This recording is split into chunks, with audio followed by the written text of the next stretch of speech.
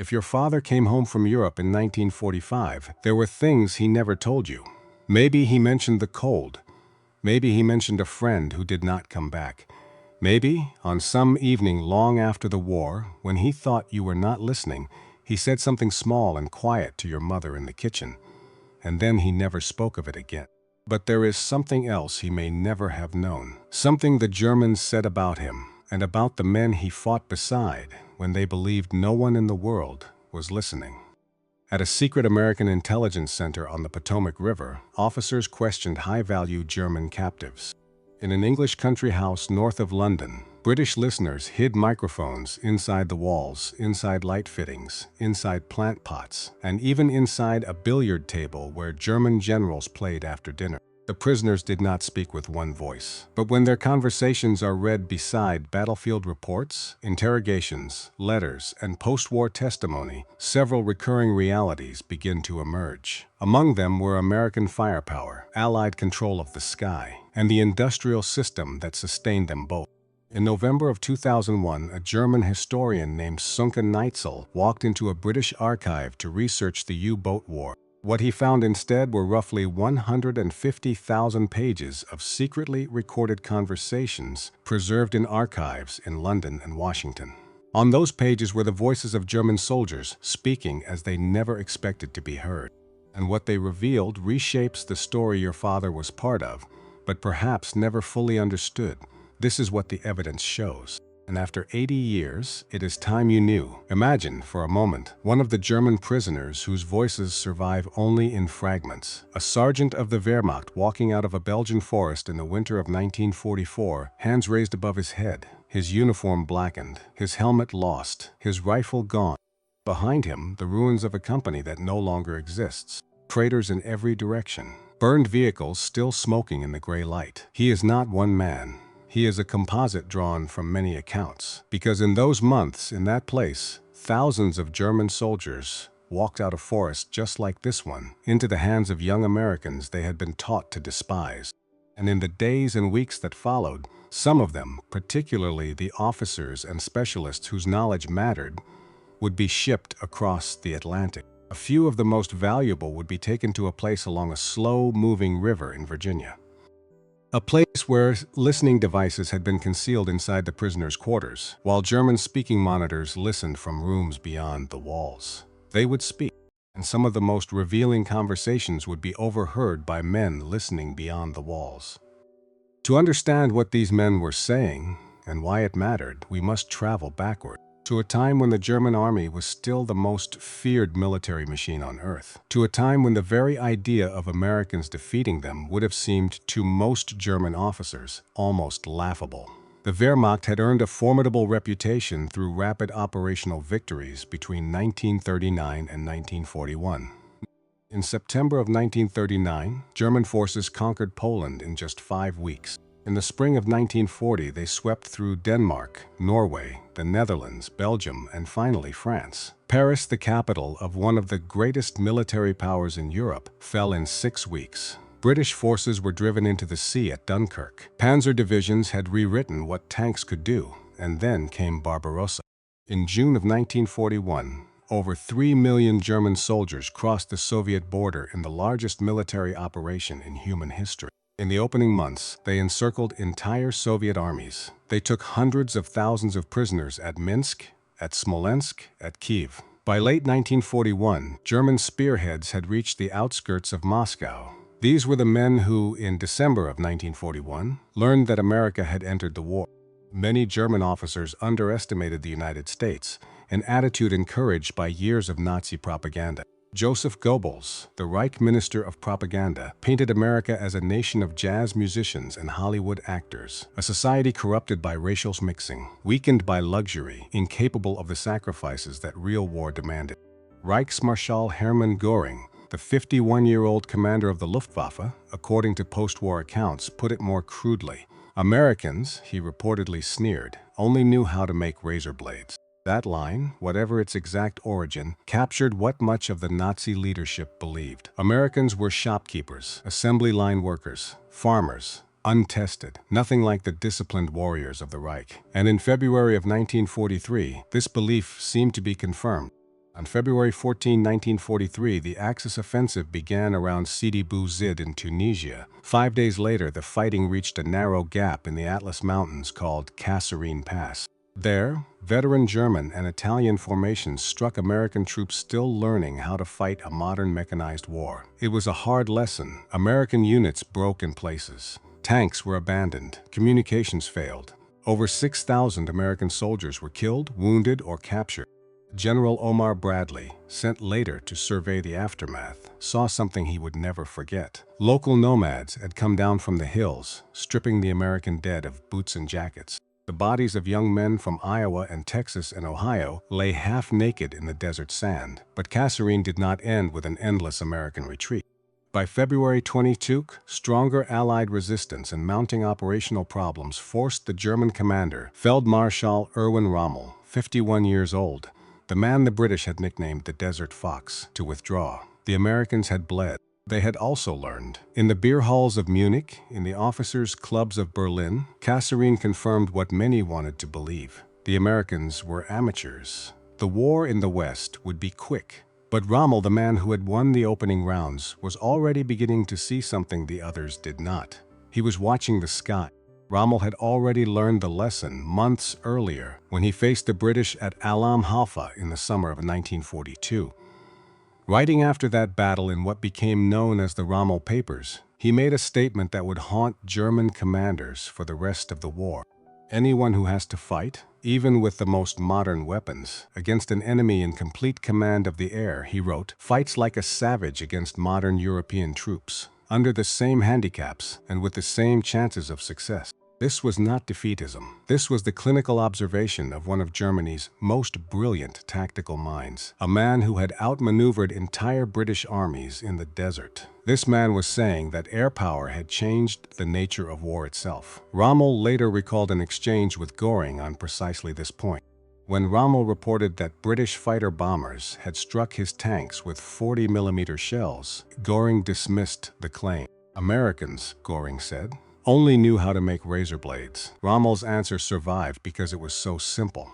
Germany, he replied, could have used some of those razor blades, because Rommel understood something Göring did not. The Americans were not just building aircraft. They were building an industrial civilization at war. In Detroit, Michigan, the Chrysler Tank Arsenal was producing Sherman tanks by the thousands. In Bethlehem, Pennsylvania, steelworkers were pouring artillery shells around the clock. In Farmingdale on Long Island, New York, Republic Aviation was building the massive P-47 Thunderbolt fighter, rolling them out of hangars one after another into the summer sun. In the shipyards of Baltimore and San Francisco, welders were closing hull seams on freighters that had not existed 6 months earlier. None of it was glamorous. Most of it was men and women in coveralls, punching a clock. But Rommel understood. Every hour of every day, that quiet system was producing the tools of a defeat no amount of German brilliance could stop. He did not yet know how deep the change would go. He did not know about a facility in Virginia, on land that had once belonged to George Washington himself. The facility was known by a mailing address and nothing else. Post Office Box 142, Fort Hunt, Virginia. It sat on a bend of the Potomac River, on farmland that had once been part of the Mount Vernon estate. Buildings were constructed there in the summer of 1942, ringed by barbed wire and armed guards. Officers assigned to the site were forbidden to tell anyone what they did, not even their wives, not even their children. Mail was censored, phone calls were monitored. The very existence of the place was, on paper, denied. Between the middle of 1942 and July of 1945, roughly 3,451 German prisoners passed through its gates. Among them were 15 Nazi generals, U-boat commanders, scientists who had built the V-2 rockets falling on London, intelligence officers who carried inside their heads the operational secrets of the Third Reich. Each of them was interrogated. But interrogation was only part of the system. One of Fort Hunt's most effective tools was not the question asked across a table. It was the conversation that began after the interrogator had left the room. In another building, German-speaking monitors, headphones on, listened as prisoners spoke to each other, believing themselves alone. Many of those monitors were Jewish refugees who had fled Nazi Germany as children. One of them was a young man named Henry Kolm.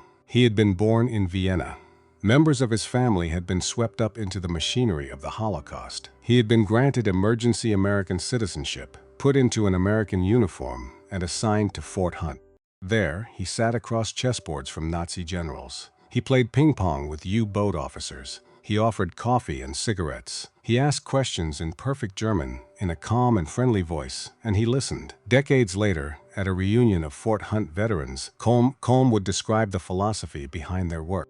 "We got more information out of a German general with a game of chess or ping-pong," he said, "than they do today with their torture." Think for a moment about what this meant. The men whom Hitler had marked for annihilation had returned, not with vengeance, with a chessboard and a cup of coffee and a listening ear, and they were unlocking secrets Berlin believed to be safe. But Fort Hunt was only part of a wider system, because there was another place, a country house in the north of London. It stood on grounds that had once belonged to a wealthy man named Sir Philip Sassoon. The lawns were manicured, the gardens were formal. Old trees threw long shadows across gravel paths where gentlemen had once walked in top hats and tails. The house itself was called Trent Park.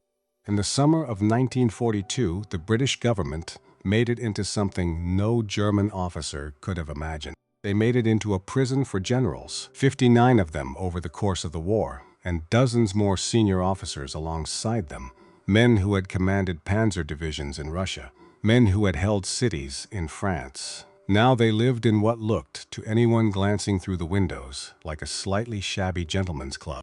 There was a library. There were billiard tables. There was a table tennis room. There were rations of beer and whiskey. There were long walks in the garden. The Germans were suspicious at first. Any professional soldier would be. But time softened them. Comfort softened them. Weeks turned into months, and the generals began to talk. They talked at breakfast. They talked over their brandy in the evening. They talked as they walked between the rose beds. They talked as they leaned over the green felt of the billiard table.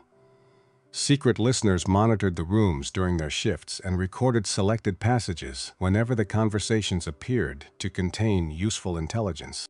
Microphones had been concealed inside walls, light fittings, plant pots, skirting boards, and floorboards. The billiard table itself was bugged. So were seats in the garden.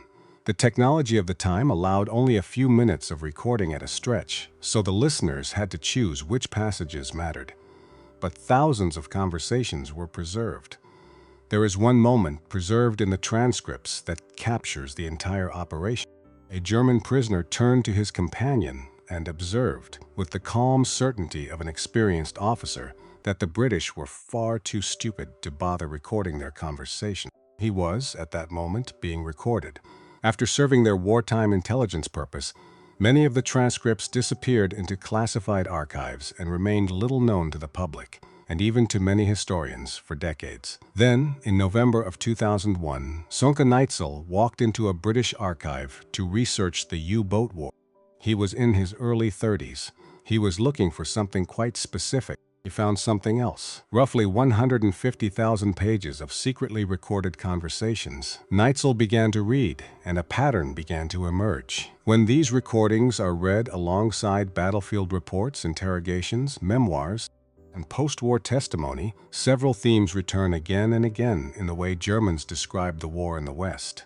One of the most persistent was American firepower, and more specifically, American shells.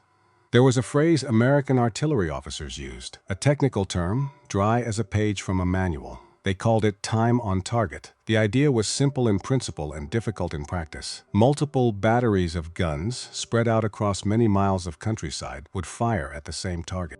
But they would not fire at the same moment. Each battery would calculate precisely how long its shells would take to travel through the air, distance, elevation, wind, temperature, barrel wear, the specific characteristics of that day's ammunition. Then the batteries would fire, one after another, at carefully staggered intervals. The battery farthest from the target fired first, the next farthest a few seconds later, the closest battery last of all. If the mathematics were done correctly, all the shells arrived within seconds of one another. These guns were served by young Americans, many of them barely out of high school. Boys from Kentucky, from Indiana, from Georgia, from small towns most of the world had never heard of. Farm boys who had grown up plowing fields behind mules, now applying survey data, weather reports, and firing tables under combat conditions in Belgian forests. Nearby, combat historians such as Sergeant Forrest Pogue, born in Kentucky in 1912 and attached to First Army, were recording what American soldiers saw and experienced before the details could disappear into memory. Imagine, for a moment, what a time-on-target concentration looked like from the German position. A cold morning, perhaps a village in France, perhaps a stretch of woods in the Ardennes. The men are eating, some are cleaning weapons, some are writing letters home. There is the distant hum of a truck engine. There is the murmur of conversation. When the firing data were sufficiently accurate, a time-on-target concentration could arrive without preliminary ranging rounds at the target. The warning might be measured not in minutes, but in seconds. There is no rumble of approaching artillery in the distance. There is only a brief rush of air, and then a single simultaneous thunderclap of shells striking the earth at once, tearing men apart, collapsing dugouts, hurling vehicles into the air. For men caught beneath it, the absence of warning could be psychologically devastating. Men who had survived years on the Eastern Front spoke of American concentrated fire with a fear they had reserved, until then, for the worst days of their careers. The numbers, drawn from unit histories and after-action reports, tell part of the story. American artillery supported infantry operations at Dam Buchenbach during the Battle of the Bulge with tens of thousands of rounds over several days of continuous action.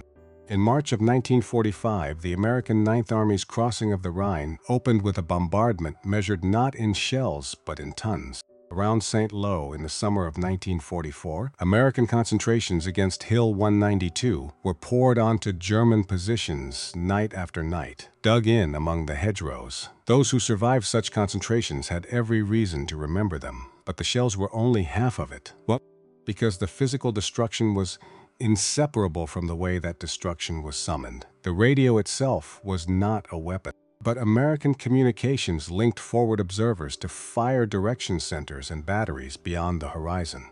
That connection allowed information to become concentrated fire with remarkable speed.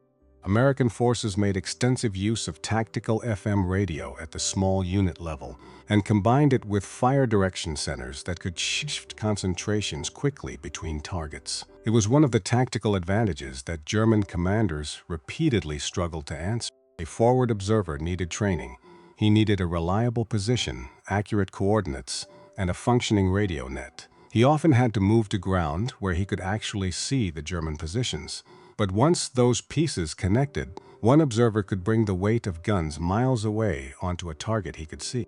That was the system a German soldier came to fear when he heard American voices on the air. German troops had a clipped word for the fighter bombers that stalked the roads, Jabo, short for Jagbomber, and in the summer of 1944, in the fields and roads of northern France, it became one of the most dreaded words among German troops in the West. The Jabos came at dawn. They came in twos and threes, and then in larger formations, and they stayed all day. They flew low over the roads of Normandy, over the hedgerows, over the villages, hunting anything that moved: a truck, a tank, a staff car, a horse-drawn wagon, a motorcycle, a single soldier crossing an open field. Among the American fighter bombers, the P-47 Thunderbolt became one of the most formidable. It was enormous by fighter standards.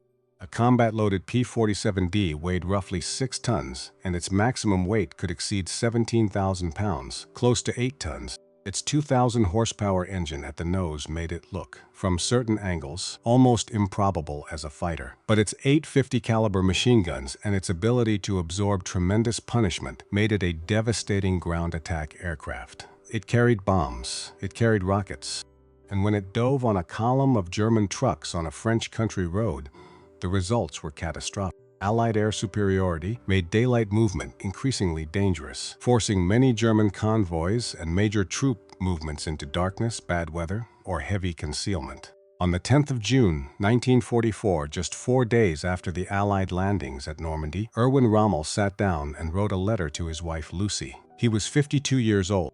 He was the Desert Fox. And in the private words to his wife, he made a confession he could not make to Berlin. "The enemy's air superiority," he wrote, "has a very grave effect on our movements. There is simply no answer to it. There is simply no answer to it." Read those words slowly. Because they were written by a man who had spent his entire adult life finding answers to military problems. There was no situation, no matter how bad, that Erwin Rommel had ever declared unanswerable, until now. Only weeks later, on July 17, 1944, an Allied fighter, most likely a Spitfire, strafed Rommel's staff car on a country road in France. His injuries took him out of the war. He would be dead within 3 months, forced by Hitler to take his own life for his suspected role in the July plot against the Führer. Feldmarschall Günther von Kluge, 61 years old, took over command of Army Group B after Rommel's wounding. Kluge was a professional soldier of the old school, cautious, methodical, unwilling to soften his reports for political reasons. After his own weeks of experience under Allied air power, he wrote directly to Adolf Hitler. In the face of total enemy air superiority, Kluge wrote, "We can adopt no tactics to compensate for the annihilating power of air except to retire from the battlefield." This was not defeatism. This was a professional military assessment from a field marshal to the Führer of the Third Reich. And it said, in plain German, that tactical skill had become insufficient. Even General-Leutnant Adolf Galland, only 32 years old and the commander of Germany's fighter arm, put it just as plainly in his own post-war memoir. From the very first moment of the invasion, Galland wrote, "The Allies had absolute air supremacy, and so the German army in France retreated into the darkness. Supply convoys moved only at night. Panzer divisions maneuvered only during storms or fog. Officers scheduled attacks around the weather forecasts." This was the strategic situation in which Adolf Hitler, from his bunker in East Prussia, planned his last desperate offensive in the West. He planned it around the weather. The Ardennes offensive, what the Americans would come to call the Battle of the Bulge, was deliberately timed for a period of forecast overcast skies that would ground the American fighter bombers. For a week, the weather held. The German attack, launched on the 16th of December, 1944, punched through thin American lines. Panzer columns rolled forward through the freezing forest, past shattered American positions, deeper and deeper into Belgium. But in the Belgian town of Bastogne, 7 main roads converged. Whoever held Bastogne controlled the movement of armies across the region. The Germans surrounded it on every side. And inside, cut off from resupply, freezing and running low on ammunition, was the American 101st Airborne Division, along with elements of the 10th Armored, commanded temporarily by Brigadier General Anthony McAuliffe, 46 years old, a career soldier born in Washington, D.C. On the morning of December 22, German officers approached the American perimeter under a white flag. They carried an ultimatum: surrender or face annihilation. McAuliffe read the paper. He picked up a pencil and he wrote his reply. One word: nuts. The German officers did not understand. They asked the American translator what it meant. The translator, uncomfortable, explained that it was an American way of saying roughly, "Go to hell." In every field manual of the Prussian military tradition, in every strategic textbook studied at the Kriegsakademie in Berlin, there was no chapter that prepared a German officer for that answer. It was not defiance in the classical sense. It was something else. It was American. And the Americans, freezing in the snow around Bastogne, held. On December 23, the weather broke. The clouds parted over the Ardennes. Hundreds of Allied aircraft returned to the sky. Across the wider air campaign, Allied forces would fly 8 608 sorties over the next 5 days. Those missions included attacks on German movement and supply lines, as well as the aircraft and gliders carrying supplies into Bastogne. The German advance had reached its limit, but the battle was not over. It would grind on for another month, ending only on January 25, 1945, after American ground resistance, fuel shortages, Allied counterattacks, and air power had together destroyed Hitler's gamble. The moment when a German general finally spoke the words about American war-making. The moment when a man who had seen almost every kind of hell that the 20th century had to offer finally sat down after the war and wrote the truth about what it was like to fight the Americans. That moment came from a place called St. Lo. It was the 25th of July, 1944. The Americans called it Operation Cobra. It was the breakout from the Normandy beachhead. It was the moment when General Omar Bradley, having spent weeks watching his infantry bleed against German hedgerow defenses, decided to use a hammer instead. The hammer was the United States Army Air Forces. roughly 2,500 aircraft, over 4,000 tons of high explosive, directed at a strip of Norman farmland just a few thousand yards wide. Directly in the target zone lay one of the most feared units of the German army, the Panzer Lehr division, commanded by General-Leutnant Fritz Bayerlein, 45 years old, one of the most experienced tank commanders in the Wehrmacht. Bayerlein had fought in Poland in 1939. He had fought in France in 1940. He had served as Chief of Staff of the Afrika Korps and had helped direct its operations in the desert. He had seen the sunrise over Kasserine Pass. He had served on the Eastern Front. He had seen a great deal. Now, on this July morning, he was about to see something new. The bombers came in wave after wave. For hours, without pause, the ground shook. Trees splintered into fragments. Armored vehicles were overturned, buried or rendered useless by blast and debris. Men who had spent weeks digging deep foxholes were buried alive in them by the concussion of the blasts. But the hammer did not fall cleanly.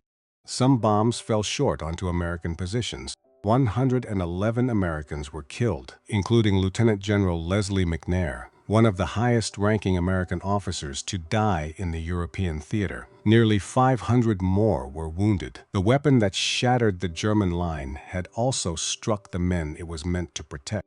Operation Cobra revealed both sides of industrial war. Power on a scale Germany could no longer match, and destruction so immense that even the army directing it could not always control where it landed. When Bayerlein finally emerged from the wreckage, he found a landscape he did not recognize. Craters overlapped craters. Tanks and armored vehicles had been overturned, damaged, or cut off from their crews. His command system and communications had been shattered. Much of his division could no longer function as an organized force. He stood in the smoke, in the ringing silence, and he understood. After the war, when the American Army opened its Foreign Military Studies program and asked captured German generals to write down their experiences for the historical record, Bayerlein sat down at a wooden table in a prisoner of war camp and wrote about Operation Cobra. He wrote calmly. He wrote precisely. He wrote as a professional officer describing a professional catastrophe. The long duration of the bombing, he wrote, without any possibility for opposition, created depression and a feeling of helplessness, weakness, and inferiority. The morale attitude of a great number of men grew so bad that they, feeling the uselessness of fighting, surrendered, deserted to the enemy, or escaped to the rear. The well-dug-in infantry, he wrote, was smashed by the heavy bombs in their foxholes and dugouts. Tanks and guns were destroyed and overturned. The whole bombed area was transformed into fields covered with craters in which no human being was alive. Then he wrote the sentence. He had seen Poland. He had seen France. He had served with Rommel across the deserts of North Africa. He had known the Eastern Front, yet in his post-war account he described the bombardment outside St. Lo in a sentence stripped of all ornament. It was, he wrote, the worst he had ever seen. An American commander with a radio, a fleet of aircraft over his shoulder, and a map with a rectangle drawn on it. That was the moment when a German general who had seen a great deal of war admitted in writing that he had never seen anything quite like this. And in that admission, much of the confident laughter of German officers from the beer halls of 1941 collapsed into silence. They had believed for years that they were fighting a nation of jazz musicians and razor-blade salesmen.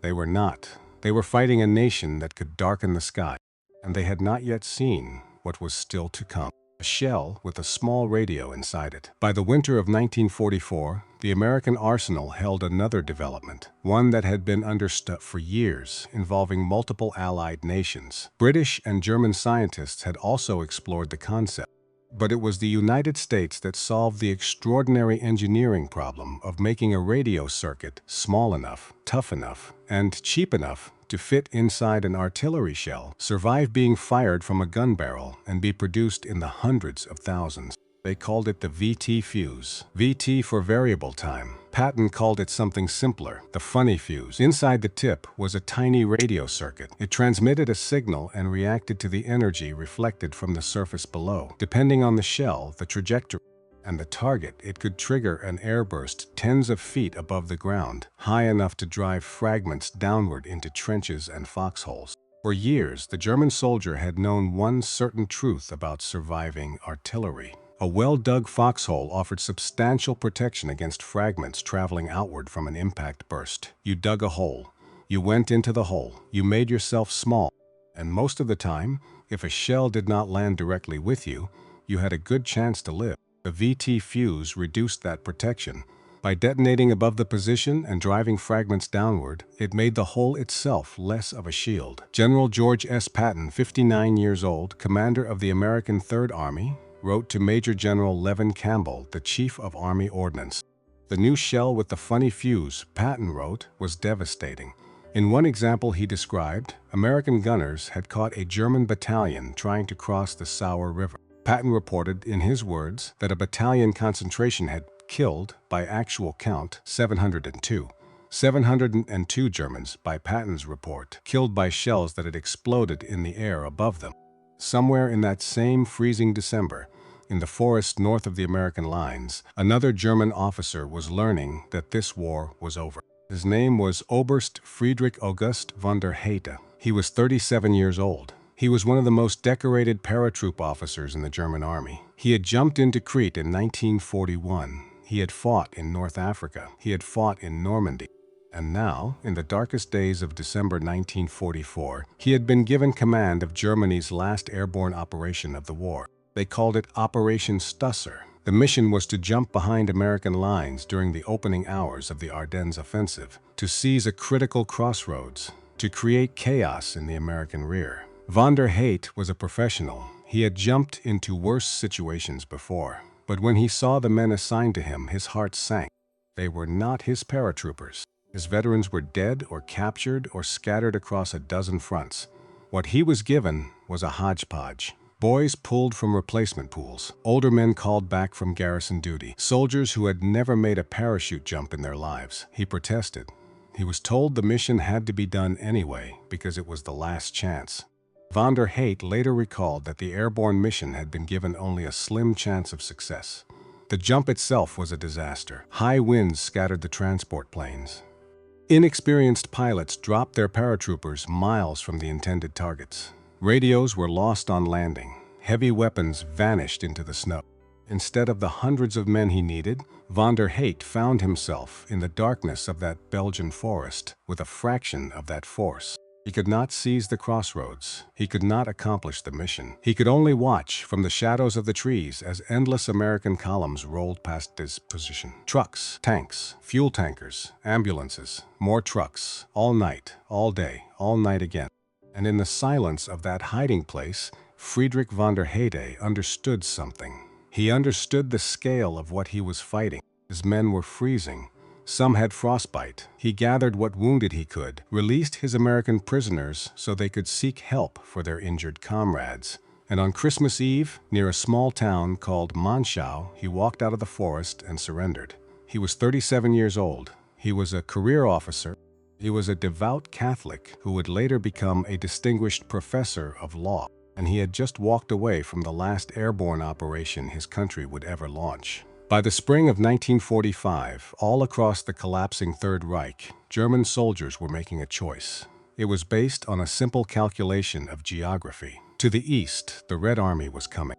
Of the roughly 3 million German servicemen captured by the Soviet Union, approximately 1 million did not survive. Yet the terror of Soviet captivity could not be separated from the war Germany had waged in the East. More than 3 million Soviet prisoners had already died in German hands. The catastrophe on the Eastern Front was, in part, the harvest of what Germany itself had sown. To the west were the Americans, and what waited in American captivity was something else entirely. German units on the Eastern Front fought with the desperation of men who knew they were fighting for their lives. Units on the Western Front increasingly laid down their arms as soon as it was possible.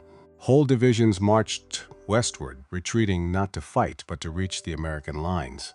Some of them made it, and what many found when they got there was something for which nothing in their lives had prepared them. A young German soldier named Gunther Gray was one of them. He was 18 years old. He was wounded and captured in Normandy in August of 1944. He was transported across the Atlantic aboard the Queen Mary, along with thousands of other prisoners. Eventually, he arrived at a prisoner of war camp at Fort Lewis, Washington.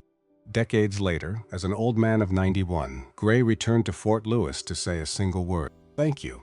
He remembered more than half a century after the fact, standing in front of a small shop inside the prison camp. He was staring through the glass. He was trying to make a decision. There was ice cream in the shop. The last time Gunter Gray had tasted ice cream had been years before in Germany, before the war had taken it away.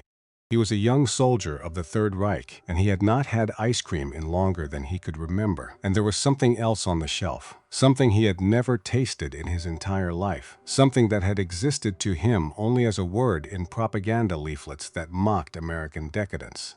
Coca-Cola. He stood there, unable to decide, ice cream or Coca-Cola, first taste in years or first taste ever. He wrestled with the decision, and then at last he made it. He would take both. That is what he remembered. Not the terror of the Eastern Front, which he had been spared. Not the crash of American artillery, which he had felt in Normandy. Not the drone of Jabo engines.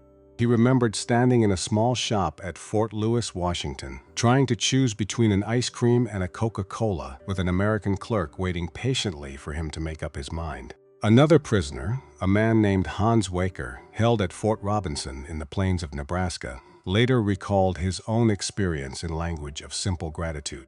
The treatment, he said, was excellent. The food was excellent. The clothing was adequate. Hundreds of thousands of German prisoners crossed an American landscape untouched by war. For many of them, the contrast between the ruined Europe they had left and the productive continent outside the train windows was impossible to ignore.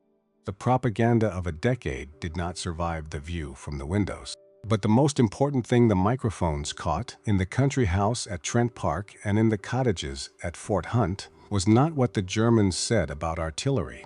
It was not what they said about air power. It was not what they said about ice cream and Coca-Cola. It was what they said about themselves.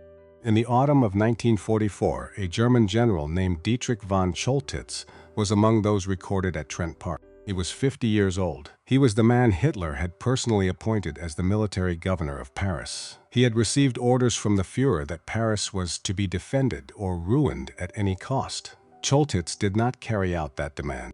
Whether that decision came from conscience, from military calculation, from the reality that his forces were too weak to hold the city against the Allies, from concern for his own survival, or from some combination of these factors, remains disputed among historians. What is not disputed is the outcome. The bridges over the Seine were not blown. The Louvre was not burned. Paris survived. At Trent Park, according to transcripts published by Neitzel and other historians, Choltitz spoke in ways that could not have been spoken publicly in Berlin. He acknowledged, in substance, that senior German officers had gone along with the regime. He spoke of shame. He spoke of the harm done by taking Nazi ideology half seriously instead of dismissing it. He spoke as a man who had begun to understand what his uniform had served. While Hitler in Berlin still believed his generals were loyal, while Goebbels was still broadcasting to the German people that final victory was near, while ordinary German soldiers were still dying in the snow, for a cause they had been told was righteous, a German general of the old Prussian officer class was sitting in an English country house and telling the truth into a microphone he did not know was there. And then, at last, there is the story of a small forest along the German border. The Americans called it the Hurtgen Forest. It was one of the most brutal battlefields of the entire war in the West. Tens of thousands of American soldiers were killed or wounded in the effort to break through it in the autumn and winter of 1944.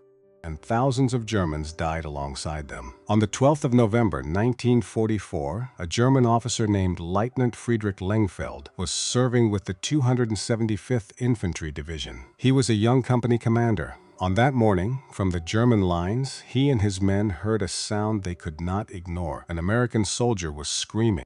An American soldier lay severely wounded inside a minefield in the no-man's land between the two armies. How he had reached it and what had wounded him were never established. What was certain was that he was alive, and he was crying out for help. For hours, his voice carried across the frozen forest. Friedrich Lengfeld listened. He gave an order to his machine gun team. If American medics came, they were not to be fired upon, not one shot. Let them try to save their comrade. According to Hubert Gies, the German runner whose post-war account preserves this story, No American medics came. The cries continued for hours, and so at last, Lengfeld gave another order. He would go himself. Under a Red Cross flag, with his own medical team, a German officer stepped out of his lines and into the minefield to save an enemy soldier he had never met. He did not make it. He stepped on a mine. His men carried him back through the German lines. He died at a field aid station later that day. For 50 years, almost no one knew this story. Then, on the 7th of October, 1994, the surviving veterans of the American 22nd Infantry Regiment came to the German war cemetery at Hurtgen. They had come to place a memorial. They had come to honor a German officer who had died trying to save a wounded American. The inscription adapted a verse from the King James Bible from the 15th chapter of the Gospel of John. But the veterans changed one word, the word that gave the memorial its meaning.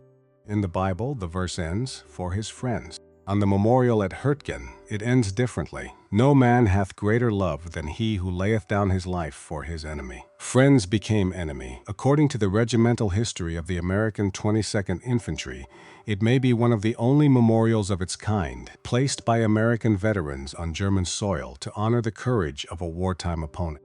The American veterans who returned to honor Lengfeld could not forget that a German officer had died trying to save a wounded American.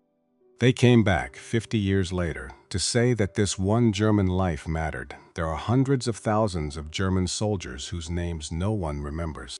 There is one whose name Americans came back to carve in stone. No single sentence speaks for every German prisoner. No transcript contains the voice of an entire army. But taken together, the evidence reveals a pattern.